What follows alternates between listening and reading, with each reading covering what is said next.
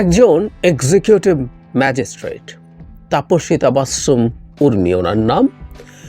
তিনি কর্মরত অবস্থায়, রাষ্ট্রীয় কাজে কর্মরত অবস্থায় এমন কিছু মন্তব্য করেছেন বর্তমান সরকার এবং সরাসরি প্রধান উপদেষ্টাকে নিয়ে, সেটা নিয়ে গতকাল সারাদিন বেশ আলোচনা সমালোচনায় মুখর ছিল আমাদের সামাজিক যোগাযোগ মাধ্যম। বলা বাহুল্য, সমালোচনা অনেক বেশি ছিল, কিছু প্রশংসা অবশ্য তিনি পাচ্ছিলেন। তার এই উক্তিগুলো তিনি কেন করেছেন, কি উদ্দেশ্য সফল করতে চেয়েছেন।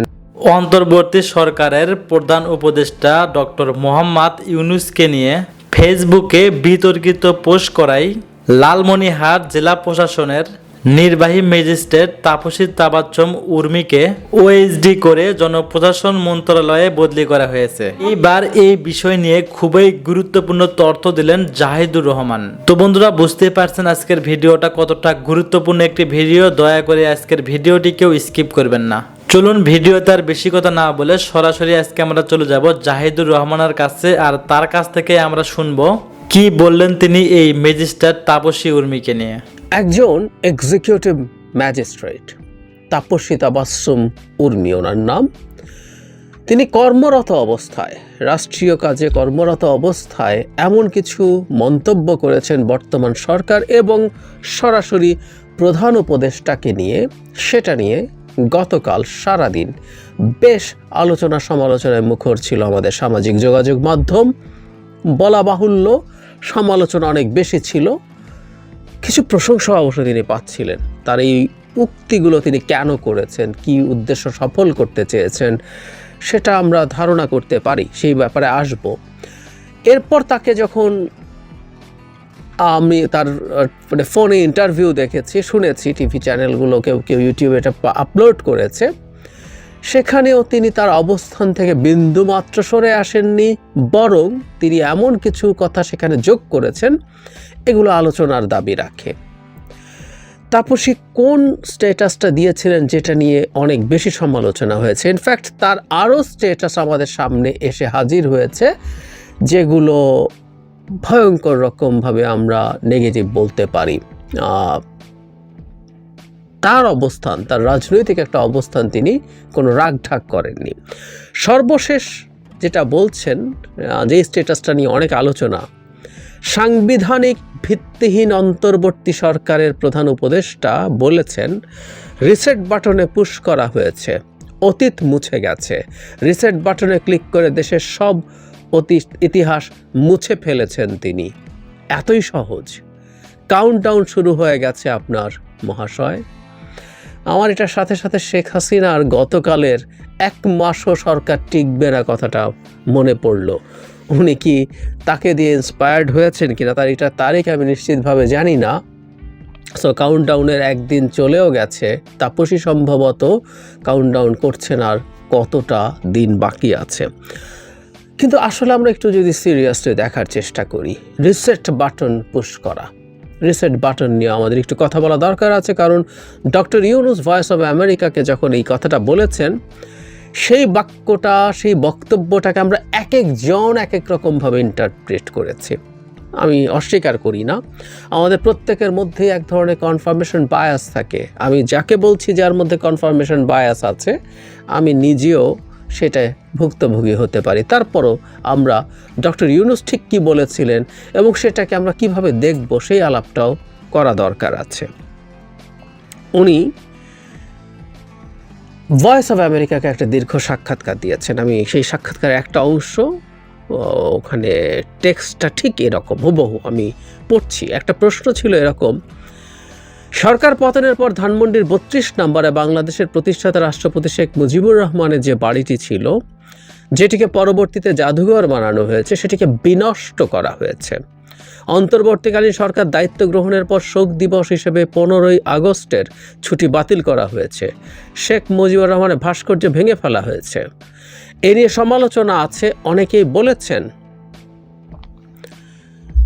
বঙ্গবন্ধু শেখ মুজিবুর রহমানকে তারা ফ্যাসিবাদের আইকন হিসেবে দেখছেন। দীর্ঘদিন ধরে বাংলাদেশের জাতির জনক হিসেবে বঙ্গবন্ধু শেখ মুজিবুর রহমান স্বীকৃত। এ ব্যাপারে আপনার দৃষ্টিভঙ্গি কী? ডক্টর ইউনূস কিন্তু একটা প্রশ্নর জবাব দেননি এবং আমি যতদূর মনে করতে পারি সেখানে তিনি কিছুটা বিরক্ত হয়েছেন, কারণ বিরক্তর কারণও ছিল। না হলে ভালো হতো, কিন্তু যিনি প্রশ্নকর্তা ছিলেন বিবিসি ভয়েস অফ আমেরিকার, মানে একেবারেই মনে হয় যে আওয়ামী লীগের কোনো প্ল্যান্টেড মানুষ। যাই হোক, ডক্টর ইউনূস তখন বলেন, আপনি পুরনো দিনের কথাবার্তা বলছেন, এর মাঝে একটা গণঅভ্যুত্থান হয়ে গেল, আপনার বোধহয় স্মরণে নেই। আপনি এমনভাবে কথা বলছেন যেন এসব ঘটনা ঘটেইনি। নতুন ভঙ্গিতে যা হচ্ছে সেটিকে দেখতে হবে। তো কত ছেলে প্রাণ দিল সেটা নিয়ে আপনার কোনো প্রশ্ন নেই, কেন প্রাণ দিল? এর ঠিক পরে তিনি বলছেন, প্রথম স্বীকার করতে হবে যে ছাত্ররা বলেছে আমরা রিসেট বাটন পুশ করেছি, এভরিথিং ইজ গন, অতীত নিশ্চিতভাবে চলে গেছে। এখন নতুন ভঙ্গিতে আমরা গড়ে তুলব, দেশের মানুষতা চায়, সেই নতুন ভঙ্গিতে গড়ে তোলার জন্য আমাদের সংস্কার করতে হবে। এই ছিল রিসেট বাটন নিয়ে তার বক্তব্য। উনি বলেছেন রিসেট বাটন দিয়ে টিপ দিয়েছে, অতীত নিশ্চিতভাবে চলে গেছে। মানে এখন অতীত নিশ্চিতভাবে চলে যাওয়া মানে বাংলাদেশের স্বাধীনতার সব ইতিহাস শেষ হয়ে গেছে, ডক্টর ইউনূস সেটা বলছেন? কোনোভাবে নো ওয়ে। স্বাধীনতার বহু ইতিহাস তো আমরা আবার অ্যাগ্রি করি না। 32 নাম্বার নিয়ে প্রশ্নকর্তা যেটা বলেছিলেন, আসলে ঘটনা সেটা। 32 নাম্বারেরও ইতিহাস আছে, সেটা থাকবে, কোনো সন্দেহ নেই। শেখ মুজিবুর রহমান ওই বাড়িতে ছিলেন এবং বাংলাদেশের স্বাধীনতার যুদ্ধের আগে অনেকগুলো ইম্পর্ট্যান্ট আমাদের ইতিহাসের অংশ, পলিটিক্যাল মুভমেন্টের একেবারে ঘাঁটি সেই জায়গাটা ছিল, সেই ইতিহাসের জায়গাটা আছে। কিন্তু এটা পুড়িয়ে দেয়া কেন হয়, শেখ মুজিবের স্কাল্পচার কেন ভেঙে ফেলা হয়, সেটা তো আসলে প্রশ্নকর্তা জানা উচিত। বহুদিন আমাদের সমাজে এটা আলোচিত হয়েছে। এগুলোকে শেখ হাসিনা তার টাইরানির পার্ট করে ফেলেছিলেন, তার সিম্বল করে তুলেছিলেন, সেই কারণে এগুলো ভেঙেছে লোকজন, ওই কারণেই ওগুলোই ভাঙতে গেছে মূলত। যাই হোক, আমি অন্তত পড়ে মনে করি না ডক্টর ইউনূস কোনো জায়গায় মুক্তিযুদ্ধকে প্রশ্নবিদ্ধ করছেন, কোথাও না। কিন্তু কিছু কিছু জায়গায় তো ডিবেট আসলেই আছে, কারণ আমরা দেখব মিস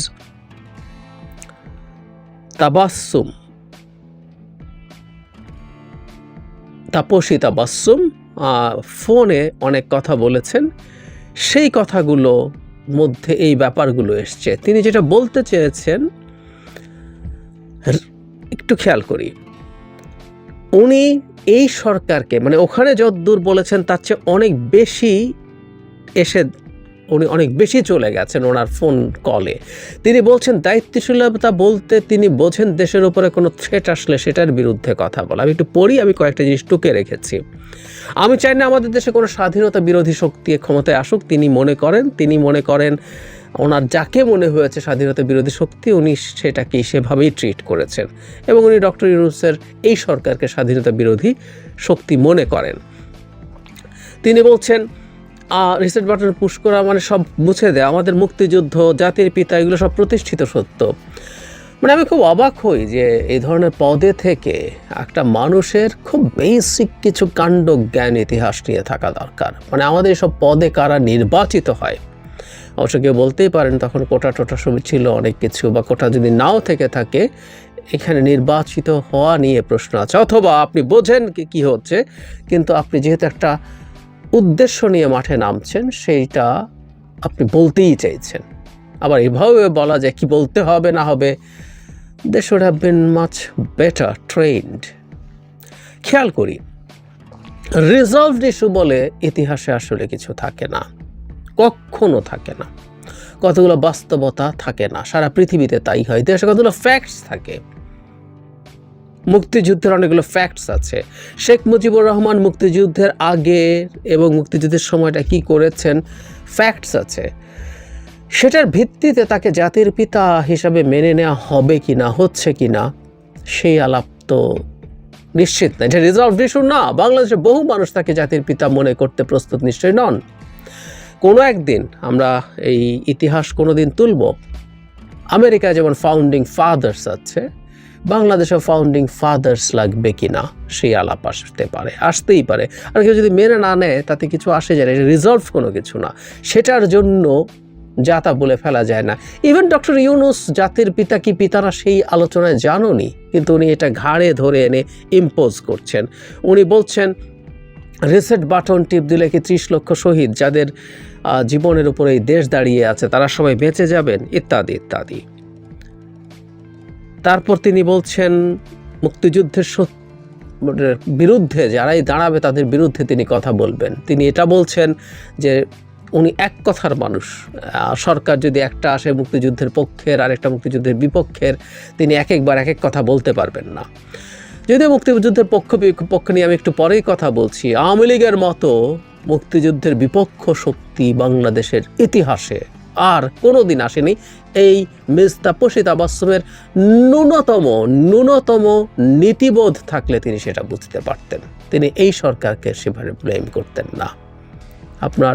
তার মতলববাজি আসলে এভাবেই বোঝা যায়। উনি বলছেন মুক্তিযুদ্ধের ইতিহাস মুছে ফেলতে যদি চায় তার বিরুদ্ধে তিনি কথা বলবেন। তিনি বলছেন বঙ্গবন্ধু তার ভাষায় আওয়ামী লীগের নেতা না, তিনি সারা বাংলাদেশের, জয় বাংলা সারা বাংলাদেশের মানুষের স্লোগান। শেখ মুজিবুর রহমান বাংলাদেশের ইতিহাসে খুব গুরুত্বপূর্ণ একজন মানুষ, কোনো সন্দেহ নেই। আমাদের মুক্তিযুদ্ধের ইতিহাস আমরা যখন লিখব তাতেও সবচেয়ে গুরুত্বপূর্ণ নাম শেখ মুজিবুর রহমানের, কোনো সন্দেহ নেই তাতে, আমি অন্তত তাই মনে করি। কিন্তু এই ভদ্রলোককে একটা দলের প্রপার্টিতে পরিণত করতে চেয়েছে আওয়ামী লীগ এবং তাকে সামনে রেখে যাবতীয় অন্যায় অবিচার অত্যাচার তারা করেছেন। সুতরাং মুজিব আপাতত অন্তত একটা নেগেটিভ শব্দে পরিণত হয়েছে, নেগেটিভ ব্যক্তিতে পরিণত হয়েছে, ডেরোগেটরি হয়ে গেছে। এটা দায় তার কন্যাই এই পরিস্থিতি তৈরি করেছেন। তার কন্যাই তার বাবাকে দ্বিতীয়বার হত্যা করেছেন। এই কথা আমি আওয়ামী লীগের মানুষজনকে বলতে শুনেছি। তিনি বলছেন এই সরকার স্বাধীনতা বিরোধী এবং তিনি চান না কোনো স্বাধীনতা বিরোধী সরকার ক্ষমতায় আসুক। ওনার সেই ফোনে যে ইন্টারভিউ আছে সেটাই বলছেন। তিনি জুলাই মাসে আমাদের এখানে গণহত্যা হয়েছে কিনা সেটা নিয়ে সন্দিহান, তদন্ত হতে হবে। এই প্রসঙ্গে আমি একটা জায়গায় আসব, উনি সাইদকে নিয়ে কি লিখেছেন। এখানে একটা কথা জরুরি, সেটা হলো জুলাই মাসে গণহত্যা হয়েছে কি হয় নাই সেই আলাপ যখন তিনি করছেন তখন একটা কথা আমরা বলতেই পারি যে এটা গণহত্যা আসলে যে কনভেনশন সেই অনুযায়ী গণহত্যা না, কিন্তু একটা মারাত্মক ম্যাস কিলিং হয়েছে। কিন্তু তিনি বলছে সেটা তদন্ত করে নাকি নিশ্চিত হতে হবে, বিচারের জন্য তদন্ত লাগবে। কিন্তু সারা পৃথিবী যে রিপোর্ট করলো এই ম্যাস কিলিং হয়েছে এবং তার প্রিয় শেখ হাসিনার বাহিনী এগুলো করেছে এবং তিনিও মাঠে এক্সিকিউটিভ ম্যাজিস্ট্রেট হিসাবে কোনো দায়িত্ব পালন করেছেন কিনা সেটাও আমাদের খুঁজে দেখা দরকার আছে। কিন্তু ওনার এটার জন্য তদন্ত লাগবে উনি বলছেন। ওনার ফেসবুকের বেশ কিছু জিনিস ছড়িয়ে পড়েছে, এর মধ্যে আবু সাইদ সম্পর্কে দেখেন, মানে উনি কি লিখছেন, মানে একটা মানুষ কত বড় চিন্তাগত দিক থেকে কত বড় অনৈতিক হলে, চিন্তার দিক থেকে কত বড় বর্বর হলে একটা মানুষ এভাবে লিখতে পারে। তিনি বলছেন আবু সাইদ বিশৃঙ্খলা সৃষ্টি করি, সন্ত্রাসী একটা ছেলে যে কিনা বিশৃঙ্খলা করতে গিয়ে নিজের দলের লোকের হাতেই মারা পড়লো, সে নাকি শহীদ। এটাও এখন মানা লাগবে। পরে আরও অনেক কথা, জাস্ট প্রথম 2-3টা বাক্য। আমি বহু আওয়ামী লীগের মানুষকে, আওয়ামী লীগ করা মানুষকে বলতে শুনেছি যে সাইদের ভিডিও দেখার পর তারা আর ওটা নিতে পারেননি। আমি অনেককে বলতে শুনেছি, মানে আওয়ামী লীগ করা মানুষজন।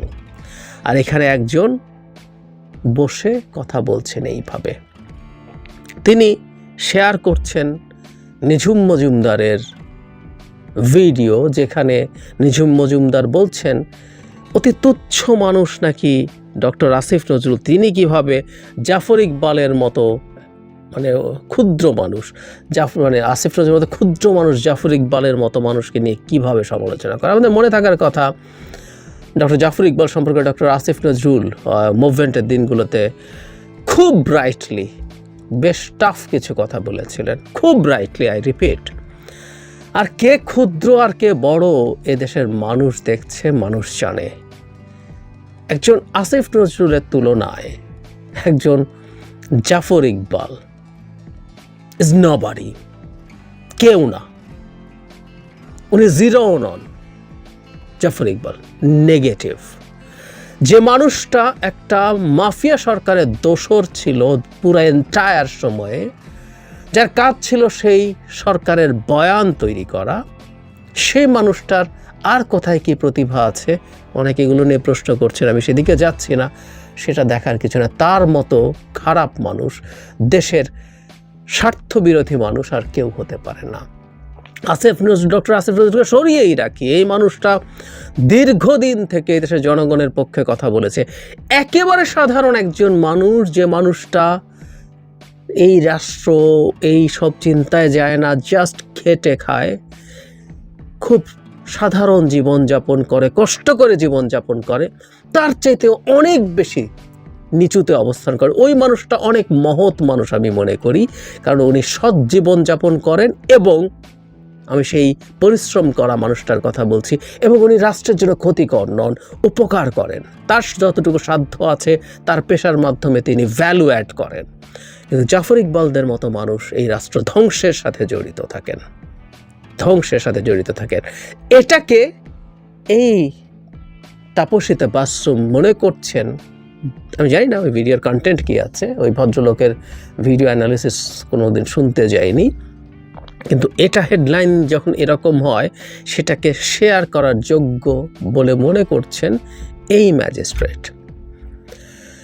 স্বাধীনতার পক্ষ আর স্বাধীনতার বিপক্ষ শক্তি, মিস তাপসীর খুব ভালো হতো যদি সংবিধানের আমাদের যে প্রিয়াম্বলে লেখা আছে, আমাদের স্বাধীনতার ঘোষণাপত্র, সাম্য, মানবিক মর্যাদা, সামাজিক ন্যায় বিচার, এটা যদি আমাদের স্বাধীনতার পক্ষে থাকার বিষয় হয়, স্বাধীনতার চেতনা হয়ে থাকে, জাস্ট মিলিয়ে নিলেই চলবে। অত্যন্ত বেসিক নলেজ সম্পর্কে যে কেউ বলতে পারে আওয়ামী লীগের মতো স্বাধীনতা বিরোধী শক্তি বাংলাদেশের ইতিহাসে আর কোনোদিন ছিল না। একটা নির্বাচনের সঠিক পাওয়ার ট্রান্সফার না হওয়ার কারণে যে বাংলাদেশ তৈরি হয়ে গিয়েছিল, যুদ্ধ হয়ে গিয়েছিল, যেটাতে আমরা স্বাধীন হয়ে গেলাম, সেই নির্বাচনটুকুও বাংলাদেশে তার প্রিয় দল আওয়ামী লীগ, শেখ হাসিনা রাখেননি। সুতরাং উনি যখন স্বাধীনতা বিরোধী শক্তি বলেন, একটু ভেবে তার বলা উচিত, বলা দরকার। ইতিহাসে আর কখনো আসেনি। তাপসী মাঠে নামলেন কেন, আলাপ এখন আসলে সেটা। এবং আমি বলেছি যে আমি আওয়ামী লীগের কিছু মানুষজনকে বাহবা দিতে দেখছি, জাতীয় পতাকা তাকে দিচ্ছেন, তাকে হাততালি দিচ্ছেন যে উনি বিরাট বিপ্লব ঘটিয়ে ফেলেছেন। আমি এটা বলতে পারি, সেটা হলো বাংলাদেশে আওয়ামী লীগের এক ধরনের পুনরুত্থান ঘটানোর চেষ্টা হচ্ছে। আমরা অনেকগুলো কনটেক্সট যদি একত্র করি, ভারতের মিডিয়াতে লেখা হচ্ছে শেখ হাসিনা নিজে তার ফোন কল রেকর্ড করিয়ে মাঠে ছাড়ছেন, দু একজন একটু কথা বলছেন। ইনফ্যাক্ট কথা বলা যাবে না তা না, কথা বলা যেতেই পারে, কিন্তু আমরা একটা কথা প্রথম থেকে বলছি, সেই মানুষগুলোকে নিয়ে আমরা আসলে ওইভাবে আলাপ করতে চাই যারা আওয়ামী লীগের এই বিভৎসতা, বর্বরতাকে সাফাই গাইছে। মানে একটা মানুষ কেমন হলে আবু সাইদ সম্পর্কে এই ধরনের কথা বলা যায়, বলছেন তিনি। সো তারা তাকে মাঠে নামিয়েছেন এবং মাঠে নামিয়ে তারা এই জিনিসগুলোকে প্রাসঙ্গিক রাখার চেষ্টা করছেন। এবং যেটা হয়, আমাদের এখানে যেটাই ঘটুক না কেন, এটাকেই ফুলিয়ে ফাঁপিয়ে ভারতের বেশ কিছু মিডিয়া বসে আছে বলার জন্য, এবং তারা এখন দেখাবেন, দেখো সরকারি চাকরিতে থেকেও এই রকম একজন প্রতিবাদ করেছে, এত ভালোবাসে তারা প্রিভিয়াস রেজিমকে, এবং একজন সরকারি চাকরি করেও ডক্টর ইউনূসের স্বাধীনতা বিরোধিতা করছে। এগুলো মার্কেটেড হবে, এদেরকে মাঠে নামানো হয় আসলে এই সব কারণে। খুব বেশি লাভ হবে? আমি খুব বেশি লাভ দেখি না, কারণ বাংলাদেশের মানুষ খুব ভালো মতো জানে কি হয়েছে, এবং আমরাও আমাদের জায়গা থেকে এই জিনিসগুলো নিয়ে যখন আলোচনা করব, আমরা এই জিনিসগুলো ডিবাঙ্ক করার সম্ভাবনা ভালোভাবেই আমরা দেখব। কিন্তু একটা কথা একটু সরকারের সতর্ক থাকার দরকার আছে, কারণ আমি যতই বলি না কেন, গ্লোবালি তথ্যগুলো এক্সিজারেটেড হয়। যা ঘটছে সেটা ভারতের মিডিয়া তো বটেই, সারা পৃথিবীর বিভিন্ন গুরুত্বপূর্ণ মিডিয়াতে ভারতীয় বংশোদ্ভূত লোকজন আছে, এবং অন্যান্য জায়গায় থিঙ্ক ট্যাঙ্কে আছে, বিভিন্ন সরকারে আছে। আমি আগেও একদিন তাদের সফট পাওয়ারের কথা বলেছিলাম। ভারতের সফট। তো বন্ধুরা, এতক্ষণ আপনারা শুনলেন ম্যাজিস্ট্রেট তাপসী উর্মিকে নিয়ে জাহিদুর রহমানের বক্তব্য। এই বক্তব্যটি শুনে আপনাদের কি মন্তব্য অবশ্যই কমেন্ট বক্সে কমেন্ট করতে ভুলবেন না। আর হ্যাঁ, এমন নিত্য নতুন আপডেট খবর সবার আগে পেতে এখনই আমাদের এই পিচ্চি সাকিব ইউটিউব চ্যানেলটি সাবস্ক্রাইব করুন।